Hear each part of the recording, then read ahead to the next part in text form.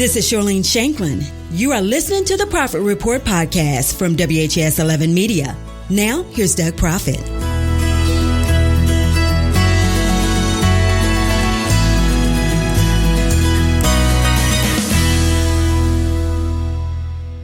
If you like to eat, I know I do, I've got a treat for you with this podcast. Hey, everyone, it's Doug Proffitt. My interview with Chef Alan Sims, who was recently named as the executive chef of Buck's Restaurant in Old Louisville, will put you in a great mood, especially if you love a story about hard work paying off. Plus, he also shares his secrets with us to great meals and his favorites in our town. You know, we are so lucky here in Louisville. Our reputation as a food city ranks right up there with the best in the country. And you know what? Our restaurants have been getting good write-ups from national publications since the 1950s. Names from the past like Casa Grisanti, The Old House, Embassy Supper Club, Coons's, and Hassenauer's. All of those places blazing the trail for the true character you're getting ready to hear.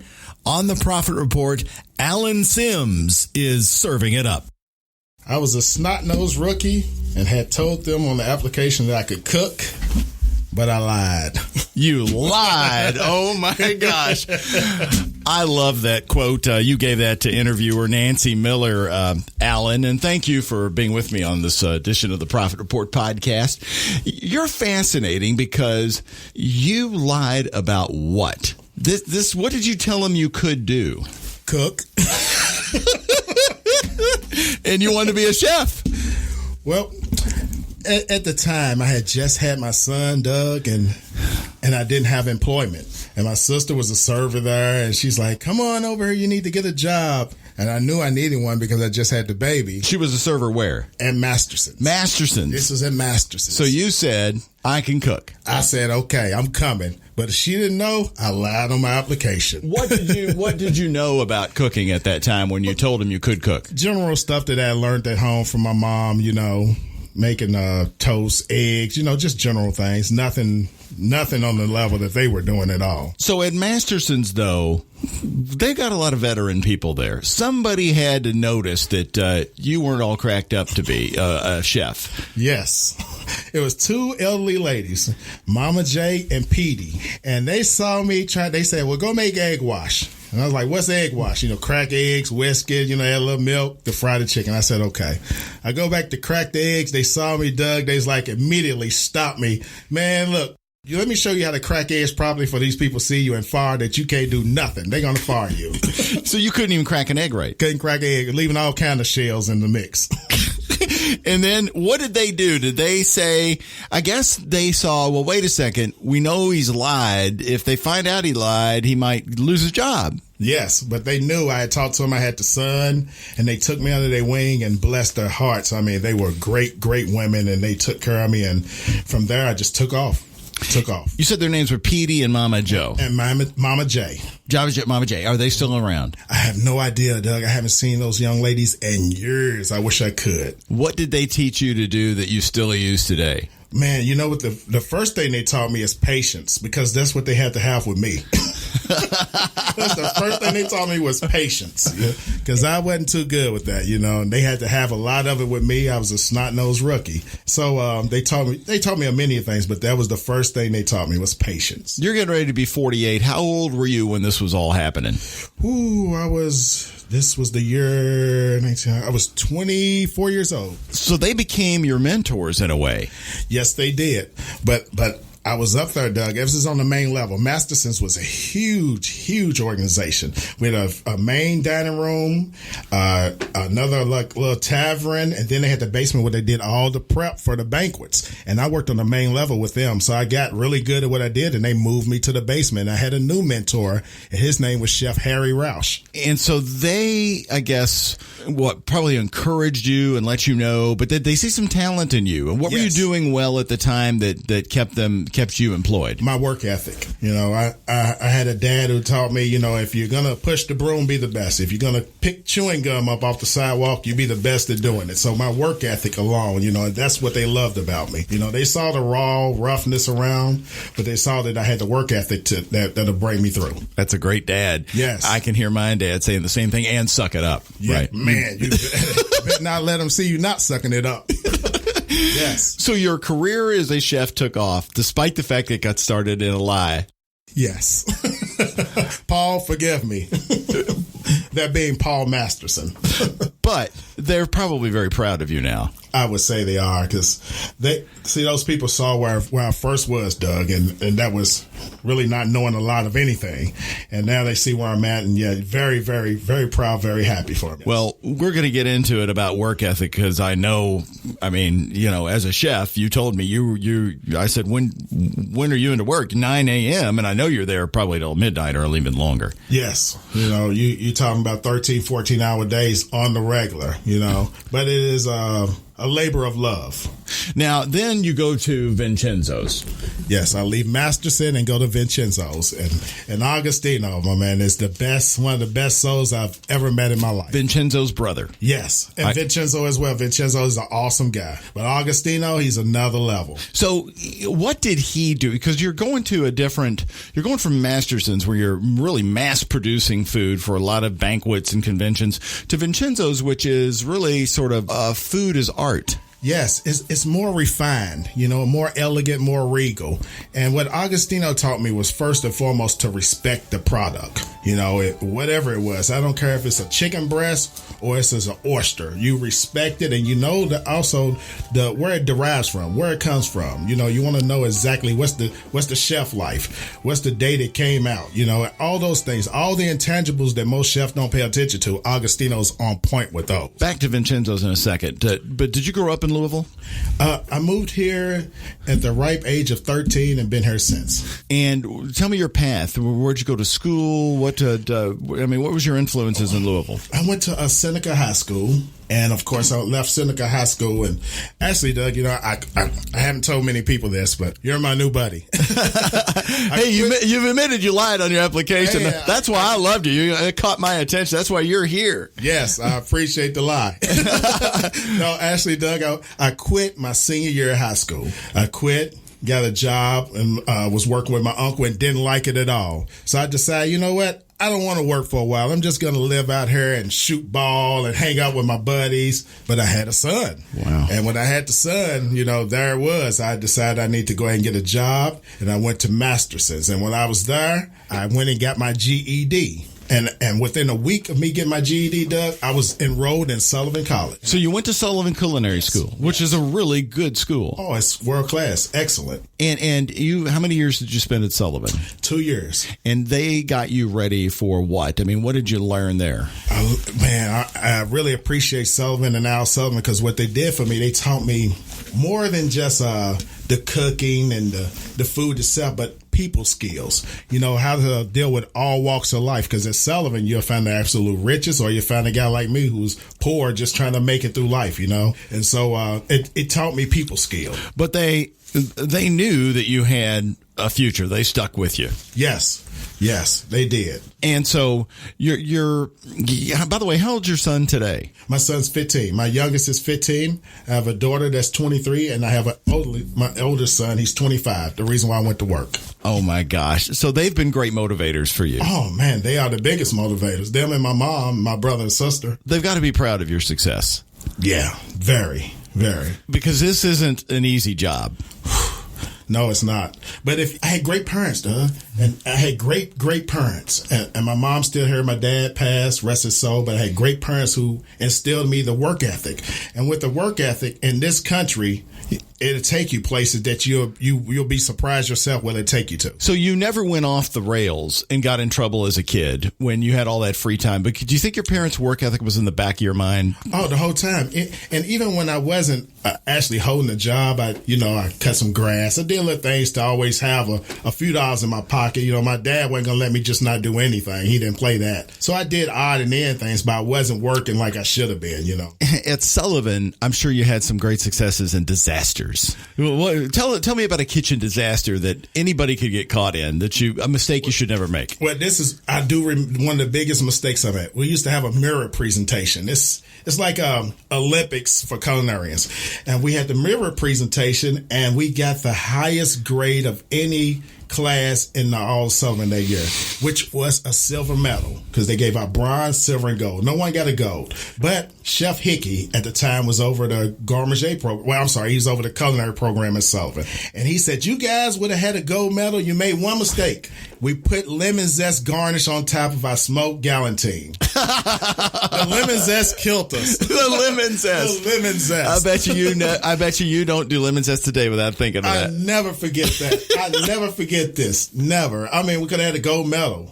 And those are rare commodities out Sullivan at the time. Nobody got gold medal. We were lemon zest away. Well, let's go fast forward then to Vincenzo's. So you're dealing with high-powered people come into the restaurant. Yes. You know, they are an institution, both Vincenzo and his brother Agostino. Yes. And tell me what you learned from him, how to cook. Was your specialty the entrees or the desserts or what? It was the whole gambit because Agostino, I hope the people in Louisville really, really understand what they have here. He is a master chef's master chef. And what he instilled in me was to know all foods. A great chef has to know desserts, gourmet, salads, apps, entree, all the way through from stem to stern. So it wasn't one particular genre. Everything you learn from Agostino. He is a jewel and a prince of a man. So we always hear about the chefs with the egos, and television shows now have really put them out there. Yeah. Are you a yeller, a demander? Since you're now executive chef of Buck's, you're the head guy, you're the chief. No, I am exact opposite. A lot of times I think that gives the game a black eye when you want to yell and belittle people. And I understand the breaking down and building back up part, but you can do that in other ways. Where I'm from, I didn't see Agostino mistreat a soul, and that's who I take my lead from. So I treat everybody with kindness and fairness until I can't be. Who are your mentors? Who have you studied over the years, either nationally or local, you go, wow, I love those people? I love this. When I worked at Masterson's, I loved the way Paul Masterson carried himself. The stature of a chef. He graduated cum laude from CIA right here in Louisville. He graduated #1 in his class. So I learned that from him. I also had a chef, Harry Roush, who taught me more of a work ethic and also more of putting my time to make sure my time is properly used, to delegate things and do them in a proper way. And I also learned from Chef Blaine, rest his soul in peace. He also taught me the long hours because Blaine would put 15-hour days in and would not blink. Wouldn't blink. So I've had a lot of good mentors and a lot of people that I probably didn't deserve to be that well and that good to me. And I try to pay it forward to all the people that come and, that's in back of me. So nationally, do you have any chefs that you admire their work? Or do you think that's not what it's really like in the kitchen, at least ones you're going to control? The way they operate? But no, not for me. It's not, and it's good to have these food networks because it's inspiration to people who don't really know food and show them things that they have never seen. But for me, just to have a guy right here in this city like Agostino Gabrielli, I mean, who else do you need, brother? So your career path is Sullivan, Masterson's, Vincenzo's, Buck's. Have you worked anywhere else? No, I did work. I worked under Chef Ed Montgomery at Artemisia.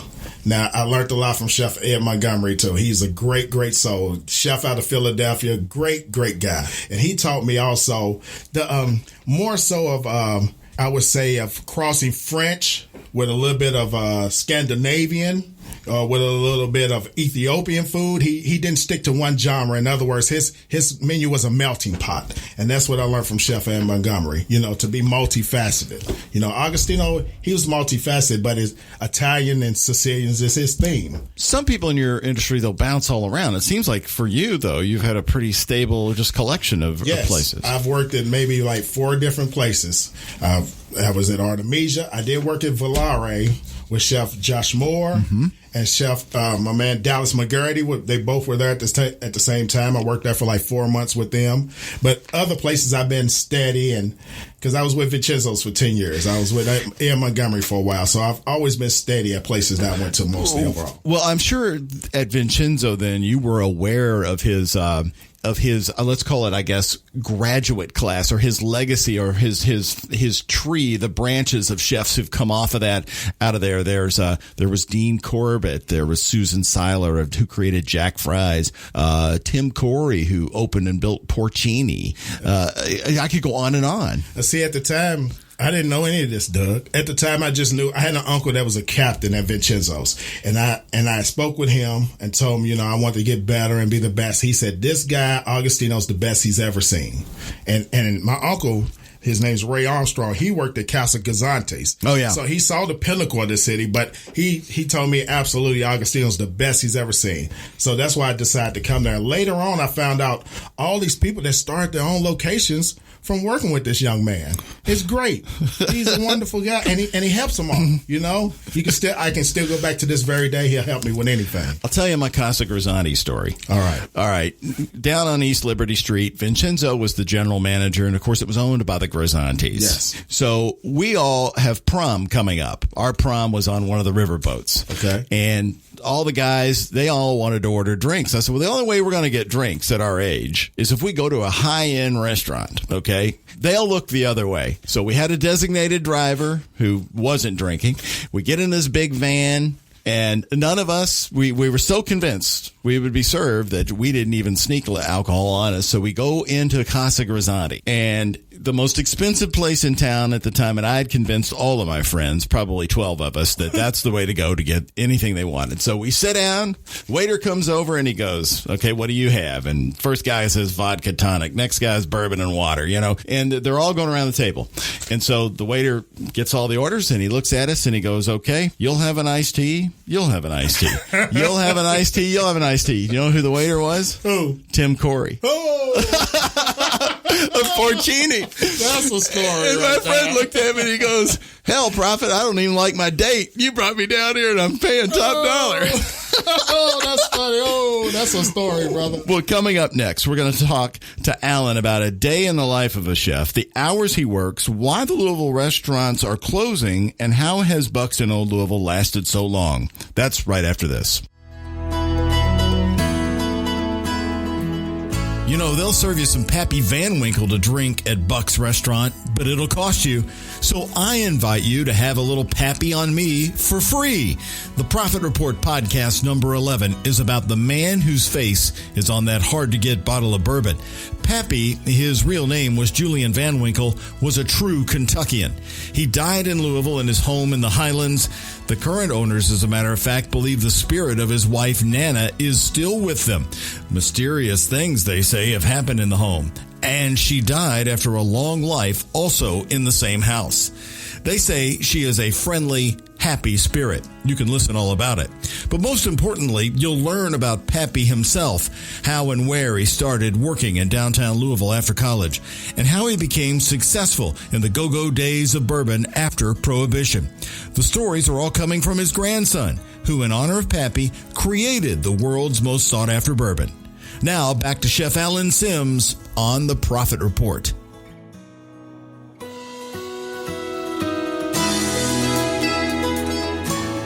Alan, the one thing about your industry, and by meeting you and seeing you, it seems to me that you've escaped it, is the rampant alcohol abuse, drug abuse that is in your business. How do you control that? You're executive chef. How do you fight that? How did you escape that? Like I said, I had a guy, Paul Masterson. Paul Masterson was my first chef. And I rarely see, Paul may have drank a beer, but that was a rarity that I see him do anything. So he led by example. And that's the way chefs should be today. You have to lead by example. So the reason why I came unscathed through a lot of those drugs and things, because I had a living example right there in front of me in Paul Masterson.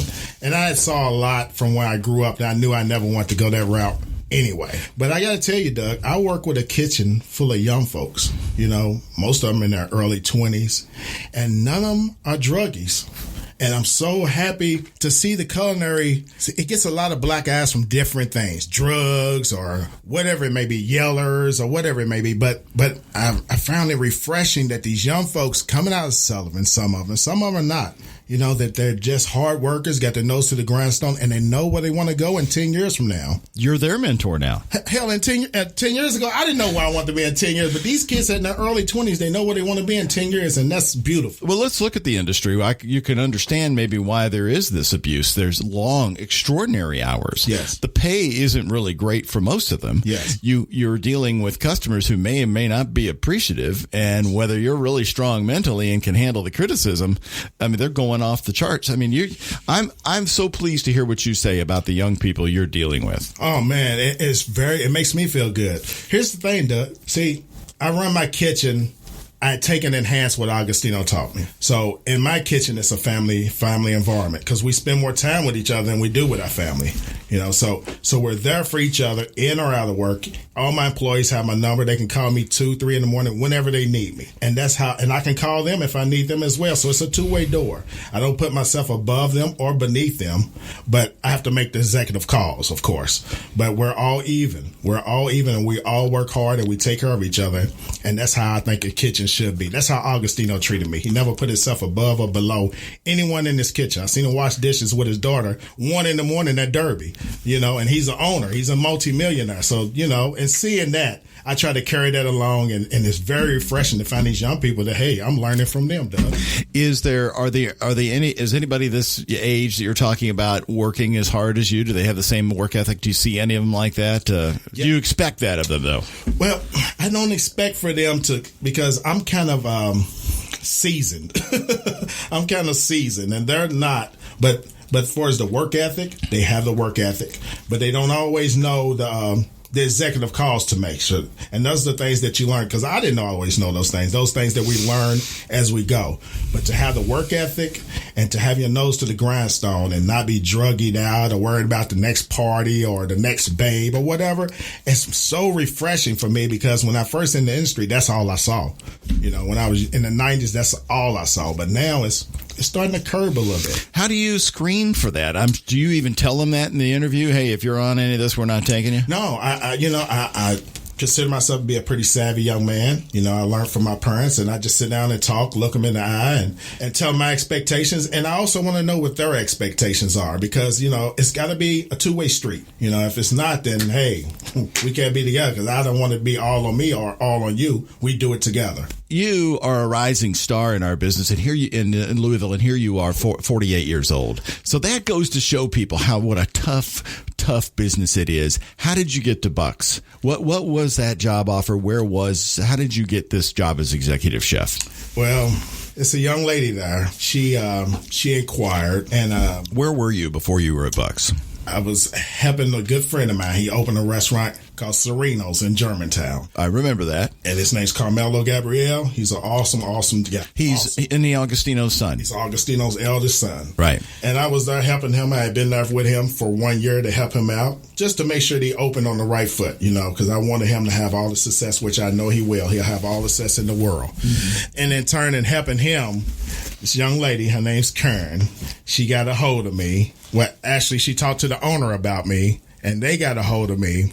Knew my reputation, called some different chefs up. Chef Dallas McGurty at Fat Lamb, called Chef Alan Huber up out at Martini's at the Summit. And those guys know my work ethic, and they know who I am. And just off of that alone, they gave me a call, and the rest is here I am. Bucks had an opening. Yes, they did. Their chef had left. Yes. Well, actually, no. Chef Coulter was still there, but he was transitioning because he had a baby, so he wanted to spend more time with his wife and his kid, which is very understandable because the chef hours is, 14, 13 all day. And so he was transitioning out, and they knew they needed a new chef, and I was the huckleberry. So was the position executive chef? Yes. Okay. Yes. So you went in there. When was your start date?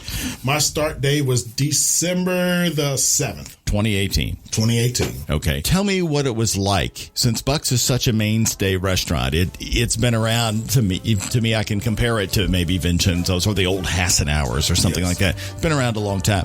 What was it like to become executive chef? What went through your mind? Man, I got to tell you, those people, this is why they're still there, Doug. This is exactly why they're still there, because those people treated me with open arms. I didn't ever have to talk family to them because they treated me like I was family from day one. Those servers there are wonderful. Probably the best serving staff I've ever been around in my life. And so in saying that, when I got there, they greeted me with open arms, the whole serving staff. The kitchen, of course, they're going to fill you out. They want to know who you are because they're going to be with you more than the family, But the servers from day one opened arms to me. And then the kitchen staff, once they got to know who I were, they all just treated me like family. And that's what Buck's mainstay is.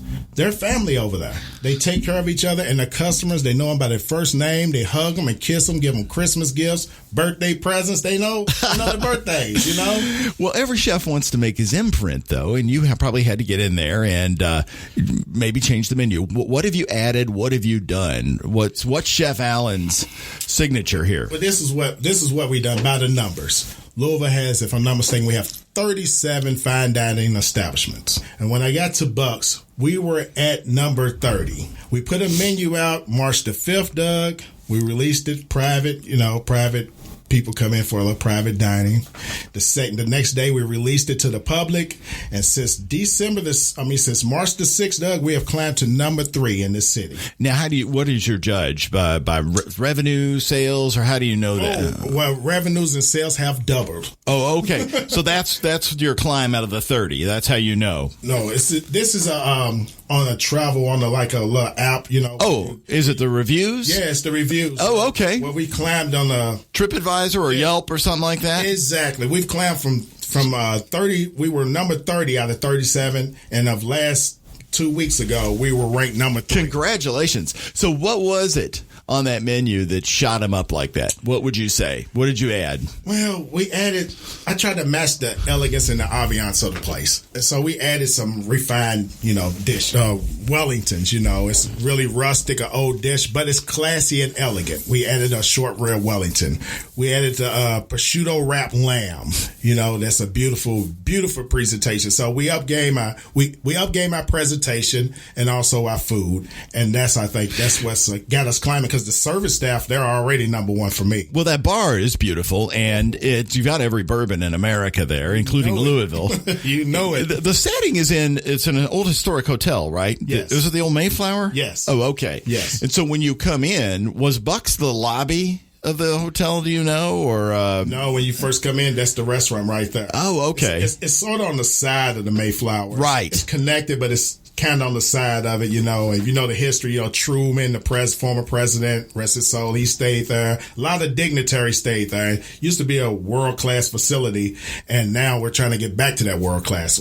We're almost back. The trees around it are amazing. Oh, it's beautiful. It's beautiful. So do you dream of menus and entrees when you sleep, or food? Yes, all the time. All the time. And I dream and I translate it over, Like we have a beet in a pear salad that we have on the menu. I dreamed about this. And so I ordered these baby pears from the south region of France, that goes with the good Roquefort cheese. And it's a beautiful presentation, but I dreamed about this. I never saw it, dreamed it, and translated it over to the world. Why do you think Buck's has survived? Because it's been around, 30 years or more? Yes, because of those people. That's it, Doug. Because of those people that work there. Those people are A1 people. And that's what makes Buck's. And everybody that comes there, they absolutely love those people.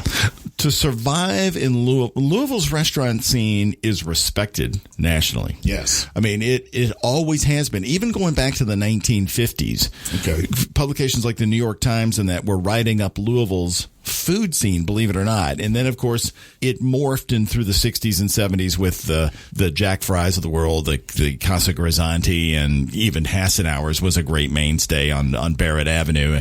And so to be a player in our restaurant scene really is, you're elevated in the country. Do you ever feel that pressure? And do you think that maybe how has Buck's, with all the changes in Louisville, say over the last 30 years, how has it held its grip as a locally owned restaurant?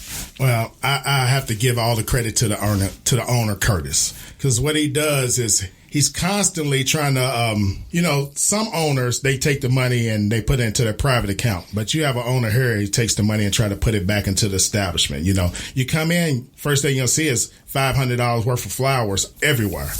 So he's constantly trying to take care of the facility, keep the ambiance like it should be at a standard that's above most restaurants that's in this city. If you've been in there, it's beautiful. It is an amazing site. Yes. And so I give all that to the owner. He really takes care of the facility and does the best he can to make sure that his customers have the best presentation of him, Do you walk in at 9 a.m. or maybe even earlier? I guess you're planning the day and the menu. Are you just winging it? Are you coming up with the special that day? How does it work for you?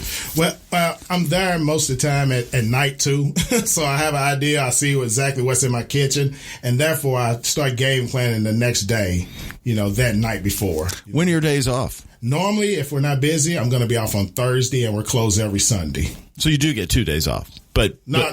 Not in a row. I always get one day, Sunday. Some Thursdays I have to work. Oh, my gosh. Like yesterday I was going to be off, but we had our lunches, everything's doubling. We are picking up so much that I had to go in yesterday for a little bit just to help my staff out because I'm never going to leave them. And you still seem excited about it. Oh, it is exciting. I don't detect any burnout. No, I'm never going to be burnt out. How's your back? A lot of chefs have issues with their backs. I have no back issues, no feet, none of that. Congratulations. But I try to take care of myself. I drink, the main thing a chef needs to do is make sure that he takes his body first, priority one. And so I drink lots of water. I know you came in here with a big bucket of water. That's what I do. That's what I do. That's what I do. I'm interested in your opinion on this because it's in the news right now. Why do you think we're seeing mainstay restaurants closing all of a sudden? They just announced Bistro 301 by Old Spaghetti Factory, gone. That was locally owned. And then Wild Rita's on East Market Street going into New Lou.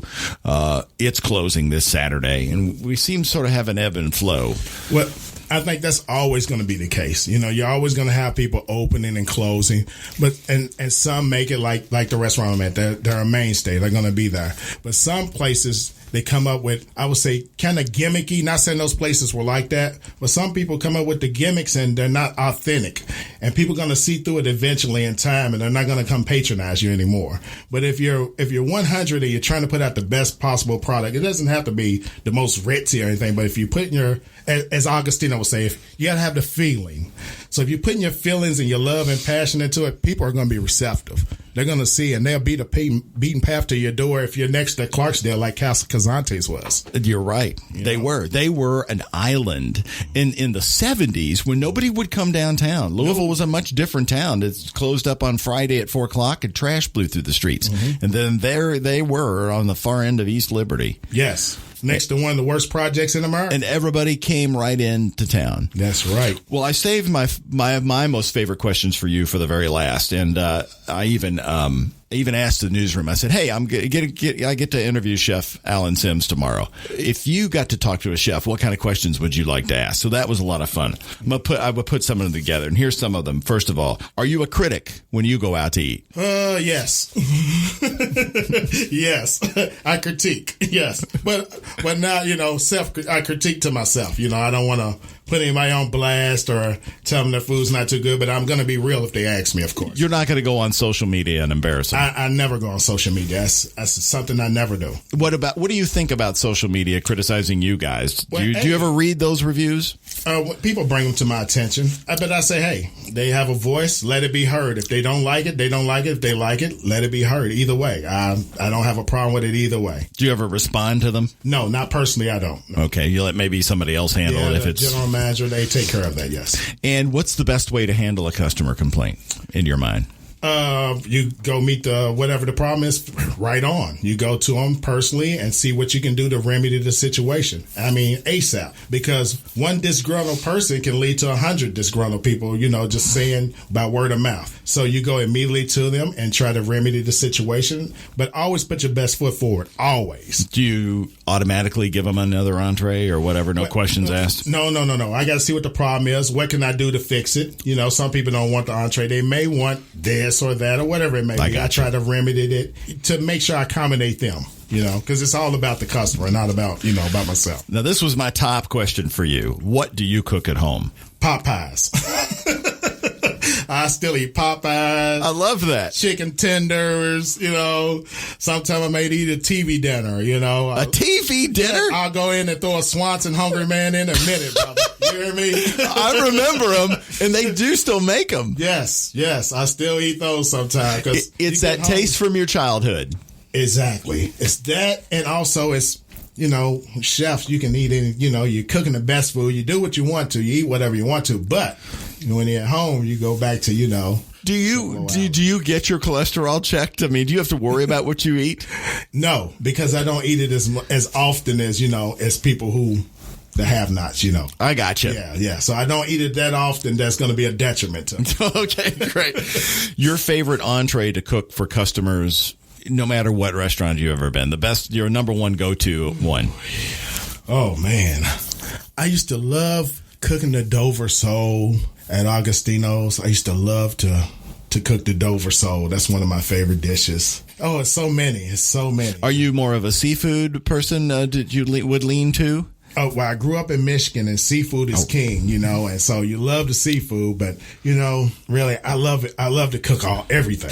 Is there a quirky Kentucky food that you've come to understand more? I mean, I don't know. I mean, I guess I've enjoyed the hot brown over years, but I'm not a hot brown guy. I love it. I love the hot brown. It's kind of, it's kind of classical with the Mornay. It's a classical sauce. You're going to go to France in the most highest end kitchens and find Mornay, and that goes over a hot brown. So it's kind of refined. But the quirkiest dish I found, and this is from my man Blaine, is burgoo. Oh, yes. Big in Western Kentucky. Yes, it is. I grew up eating it in Western Kentucky. My parents, my mom's relatives were from Owensboro, and it had lamb in it. Yes, the mutton, as they call it here. Mutton. So the burgoo is one of the quirky things, but I really enjoy it. I really like it. It's a comfort food. Do you ever make it? Every blue moon. Every blue moon. What is your favorite holiday for meals? Man, well, my family, they cook big on Easter, Christmas, birthdays, And what do you make? What's the holiday meal you will make too? Oh man, we always have the turkey. Even at Christmas we have the turkey, and we have the ham, and we have the roasted duck. We love roasted duck in my family. We have that as well with the orange clay. Do you smoke the turkey, or just you're an oven guy? Well, sometimes I smoke and sometimes I oven. Sometimes a little bit of both, but I never fry. Never fry. Never fry. Well, that's why you're healthy. Okay, now here's one you have to be honest with, and I know you will be because you have from the beginning. Your top 3 favorite restaurants in Louisville, and we have to take Bucks out of that, obviously. Oh, okay. Are these places that I frequent? Yes. Oh, man. Well, it's a place in the East End. It's right up on Clay and Lambton. Uh-huh. It's called Shirley Mae's. Oh, yes. Oh, soul food place. Miss Shirley Mae is a princess of a lady. I love her. She's a sweetheart. I go over there. And it's a place out in Dixie Highway. It's called Franco's. Used to be the old J's on Walnut Street. Bill Clinton went there and served people meals when he was here just a few years ago. So I go to Franco's as well. And it's also a cafe on Bardstown Road. It's called Pho Cafe. It's a Vietnamese, slash Vietnamese, maybe a little bit of, it's Asian influenced restaurant. It's next to Super Chefs. And I love to go to this guy because he is an awesome chef. Is Shirley Mae still with us? Is she still in there? She's still there. They're open Thursday, Friday, and Saturday and Sunday. And she's there all 4 days. I thought it was interesting that in a lot of the Derby guides for the guests who were coming in, and it may have even been in the Courier Journal, they were telling people that for the day after Derby, go to Shirley Mae's. Or for a Mother's Day brunch, go to Shirley Mae's. I thought it was a fantastic idea. Yes. And one I'm remembering to make sure that for those special occasions to get down there at that time. Yes. Just not on a regular. She's an awesome lady. Awesome food. Your opinion of the competitiveness of the Louisville food scene? I think it's great. I think, at one time, Louisville had the most restaurants per capita in any city in America. So I think it's great to have the competition out here with the food trucks and all the different restaurants popping up. All of them are not going to make it, though. And that's unfortunate, but I love the competition. I think it's a great thing. Is there a food truck you like? Yeah, Flavorville. Flavorville is the best food truck in the city. Gosh, I mean, we could make this podcast 2 hours. I love your recommendations here. Do you prefer working for a locally owned, or would someday you like to maybe be the chef for Churchill Downs, the Hyatt Regency, or some big chain? I always want to stay with the locals. I had opportunities to go corporate, and looked at those venues, and hey, a lot of more money than in the independents. But in the independents, you find a little bit more of a free space where you can be more of yourself, more creative, instead of getting yourself put into a box. So me, I will always want to be with the locals, myself personally. Your favorite meal of the day, is it breakfast, lunch, or dinner? Dinner. My grandmother made a dinner. It's the best dinner that I ever had in my life till this very day. Oh, you've got to tell me about it. Okay. What was on the menu? All right, now, you may not know some of this food because my grandma's from rural Arkansas. Her name's Estelle Armstrong, rest her soul. She made fried Joe bacon, spinach, boiled eggs, hot water cornbread, and chopped onions and tomatoes, and apple cider vinegar over the spinach with it. I love everything, but what is the bacon? Tell me about that. That's the jaw bacon. It comes from the jaw of the hog. You the smoke jowl. It. Yeah, and you fry it slowly, and it gets crispy. Oh, it's beautiful. And then with the greens, it's not cooked with the greens, right? No, it's totally separate. The spinach is cooked separately with the boiled eggs and the onion and the tomato on top with a little vinegar. You got your hot water cornbread, and you got your bacon. Oh, brother, you talking about living. Do you ever make that? Do you ever try to replicate? Sometimes I do.